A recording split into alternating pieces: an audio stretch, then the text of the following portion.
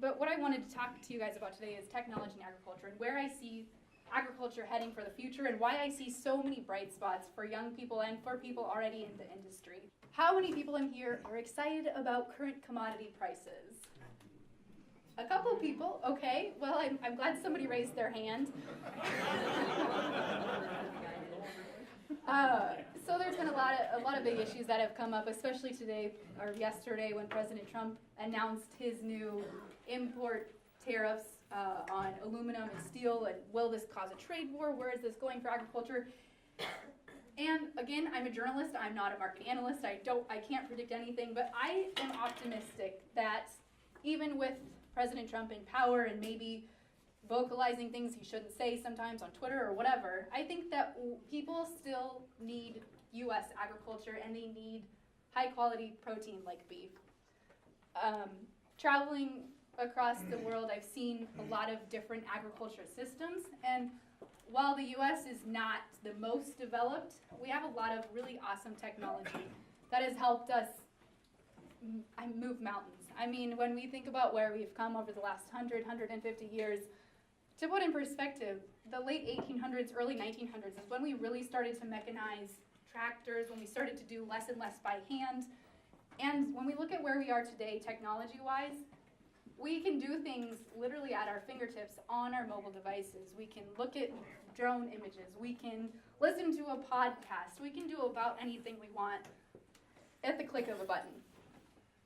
So, on my podcast, we do a Technology Tuesday episode. So every Tuesday, we talk about current technology in agriculture. And at first, when we started, we talked about a lot of precision ag technology, because when I think of precision, or when I think of technology in agriculture, that was always the first thing I thought of, was what new precision ag technology is there.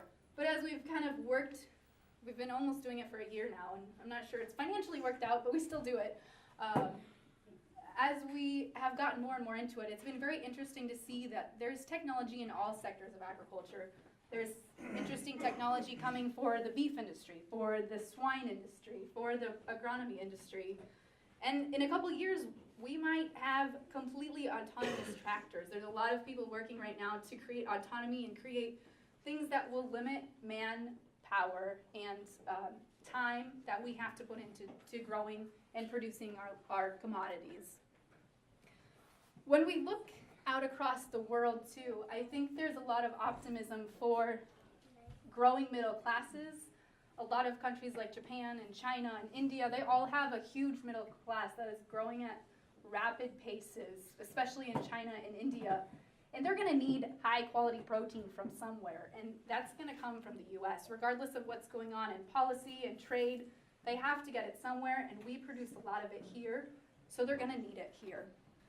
We went to a dairy farm in the northern part of Japan one day, and I was just blown away by some of the technology that they were using. And this was about 4 years ago, but at the time, about 60 head of dairy cattle was considered a medium-sized operation. We consider that to what we would consider a medium-sized operation. That's pretty small. So that, first of all, kind of threw me off, that 60 head was considered medium-sized. Secondly, they had automatic milkers, and they were kind of out in the middle of nowhere where, you know, I'm sure it was hard for them to get that technology in the first place. But they had automatic milkers, and then the part that really blew me away was they had chips that they had inserted into the ears of the dairy cattle. So after they'd gone through milking, the chip would scan their ear, and they'd get to go to their feed pen, and they had individual automatic feeders that would show you, that would allow that cow to have the amount of feed based on their milk production. So the more milk they produced, the more feed they got, and vice versa. So that was really interesting to see. But then, as I mentioned, when you look at other parts of their industry, a lot of it's still done by hand or uses a lot of manpower, like their rice production. They have little tiny tractors that look almost like golf carts. They're really small, not very efficient, and their farmable ground is really, really small compared to the US's.